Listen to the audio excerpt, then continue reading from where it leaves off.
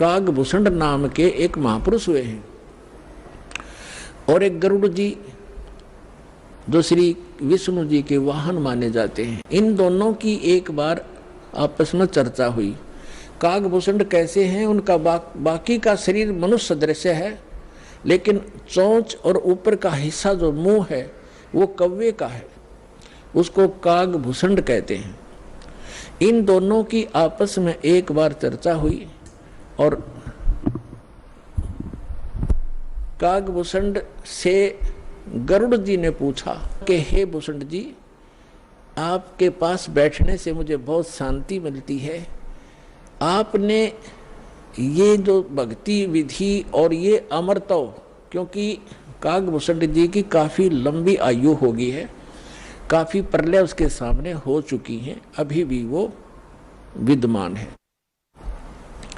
तो उसके लिए पूछा कि आपको ये कैसे प्राप्त हुई। तब कागभूषण ने कहा कि एक लंबी कहानी है गरुड़ जी। मैं एक बार 20 वर्ष की उम्र थी मेरी और एक भयंकर अकाल गिर गया। मेरे से छोटे मेरे भाई बहन थे। उस अकाल के दौरान वो भूख सहन नहीं कर सके, उनकी मृत्यु होगी। मेरे माता पिता की भी मृत्यु होगी, वो भी भूख सहन नहीं कर सके। मैं युवा था, जिस कारण से मैं उस अकाल को झेल कर माता पिता और परिवार के नाश होने के बाद उस क्षेत्र को छोड़कर मैं अवंतिका नगरी में चला गया। वहाँ अकाल नहीं था। तो उससे पहले मेरे असंख्य जन्म चले गए, मनुष्य जीवन मैंने बर्बाद कर दिए, कभी मैंने भक्ति नहीं की, क्योंकि वो पिछले जन्म मुझे अब मेरी दिव्य दृष्टि खुल जाने से नजर आ रहे हैं कि पिछले मानव शरीर मैंने कैसे बर्बाद किए थे। तो बता रहा कि पिछले जन्म मैंने बहुत नाश कर दिए और एक जन्म जो मेरा हुआ, माता पिता मर गए भूख से तड़प कर, मेरे भाई बहन मर गए भूख से तड़प कर। ऐसी खिली फुलवाड़ी थी हमारे घर की, सारे भाई बहन खुशी खुशी रहते थे और एक वर्ष में ऐसी जुल्म गिर गया, ऐसा कहर टूट गया, हमारा नाश हो गया। मैं सोचने पर विवश हो गया कि ये क्या जीवन है। कल तक हम कैसे खुशी मंगल से रहते थे, प्यार करते थे, कहाँ गए आज मैं टक्कर मार लिया, रो लिया, सारा कुछ कर लिया, वो मिल नहीं रही। ये खाक जीवन है, कहाँ रह रहा हूं मैं। ऐसे करते करते एक मंदिर के अंदर एक पंडित जी भगवान शिव का पुजारी था, मैं वहां चला गया। उसको अपना दुख रोया, दयालु था ब्राह्मण, मुझे सीने से लगा और कहा बेटा यहाँ तो ऐसे ही कहर गिरते हैं, आप भक्ति कर लो, स्वर्ग में चले जाओगे, वहां दुख नहीं है। ब्राह्मण को ज्ञान स्वर्ग तक का ही था और कहा बेटा तुम दीक्षा ले। अब कागभूषण बता रहा है कि मेरे इतने पाप थे, पापी के पिछले जन्म जन्म के कभी भक्ति शुरू नहीं करी थी। मेरे अंदर भक्ति प्रवेश करने में 6 महीने लग गए, लगातार संत के साथ रहने में। अब 6 महीने तक मैं मंदिर में रहा, रोज उनकी कथा सुनता, वचन सुनता, पर नाम लेने की इच्छा कभी मैंने व्यक्त नहीं की। गुरुजी कहते महात्मा जी के बेटा दीक्षा ले ले, मैं कान्ना पे कह टाल जाता, ना हाँ कहता ना कहता। और दीक्षा उसी को प्रफुल्लित होती है जो सब इच्छा से अपनी लगन से प्राप्त करता है। जबरदस्ती दिया हुआ ज्ञान नाम काम नहीं करता है। तो उस पंडित जी ने इसलिए उसको जोर नहीं दिया। 6 महीने के बाद कहता लगातार सत्संग सुनने के बाद मुझ पापी के कुछ पाप नरम हुए और तब मैंने दीक्षा प्राप्त की।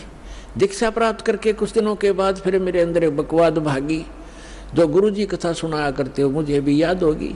मैं युवा था, गुरुजी वृद्ध हो गए थे, मेरी आवाज़ में कसक थी, जितने भी श्रोता थे अब मेरी तरफ आकर्षित हो गए कि और कहने लगे हो आप तो गुरुजी से भी बढ़िया ज्ञान सुनाते हो।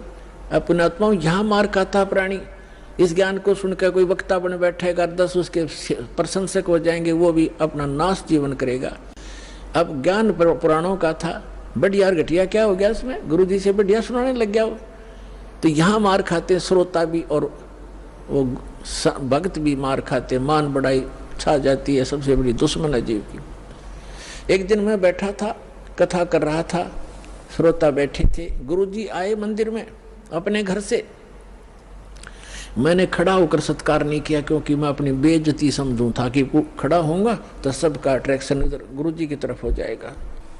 अब मैंने बैठे बैठे दर्शन कर लिए, ऐसे बस थोड़ा सा नाम मात्र सा सिर झुकाया, खड़ा नहीं हुआ मैं।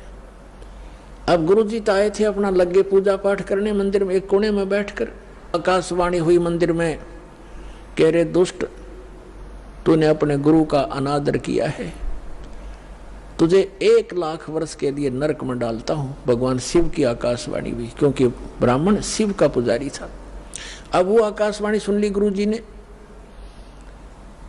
उसने कहा रे बेटा भूषण, उसका नाम कुछ और था उसमें, बेटा भगवान क्यों नाराज हो गया तेरे से? गुरुजी ने नहीं ध्यान दिया कि इसने मेरा आदर किया या अनादर किया।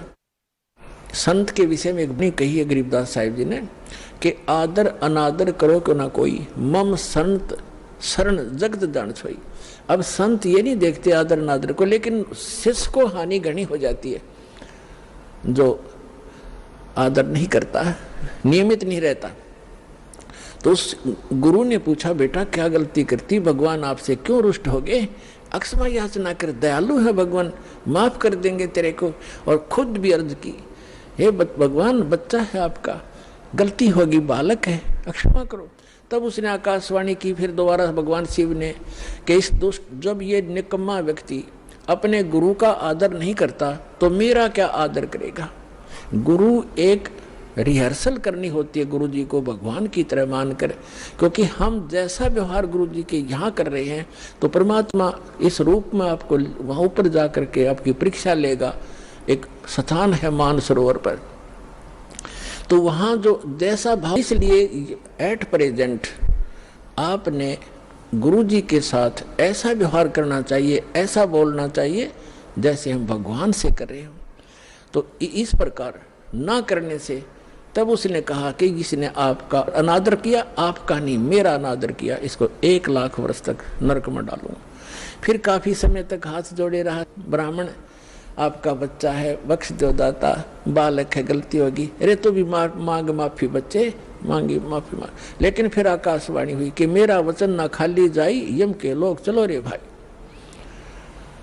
अब काकभूषण कहता है कि मेरी मृत्यु होगी, मैं नरक में डाल दिया गया 1,00,000 वर्ष तक। लेकिन थोड़ी बहुत जो कलम चढ़ी थी, थोड़ी बहुत भक्ति प्रारंभ की थी प्राथमिक, उसका लाभ मिला, अगले जन्म में मुझे मनुष्य जीवन मिला, 1,00,000 वर्ष नरक भोग गए।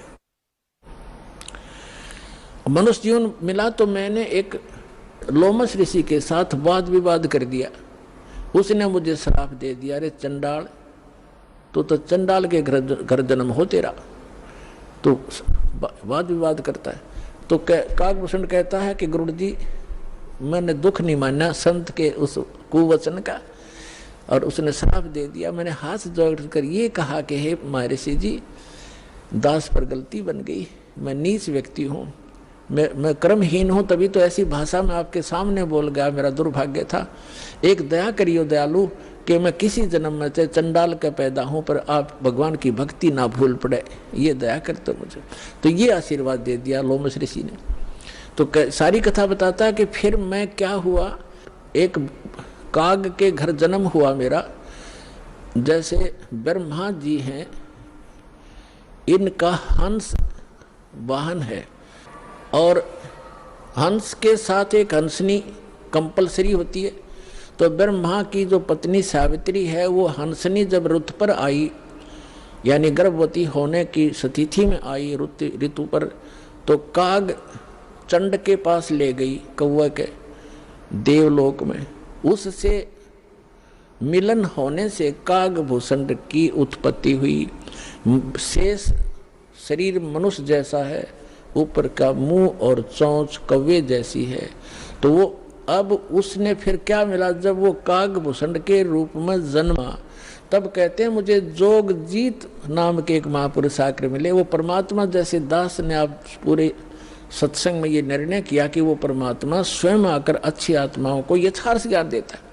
तब उसने बताया कि मुझे जोगजीत नाम के एक संत मिले, जिन्होंने मुझे उस परमात्म तत्व का ज्ञान दिया। उन्होंने मुझे ऐसा मंत्र दिया जिससे मेरी यह स्थिति हुई कि मेरा बहुत युगों तक अमर शरीर होगा। अब काकभूषण की भी मृत्यु होगी, क्योंकि अब ये समय है, इस समय में जब काकभूषण का जन्म होता तो मोक्ष हो सके था।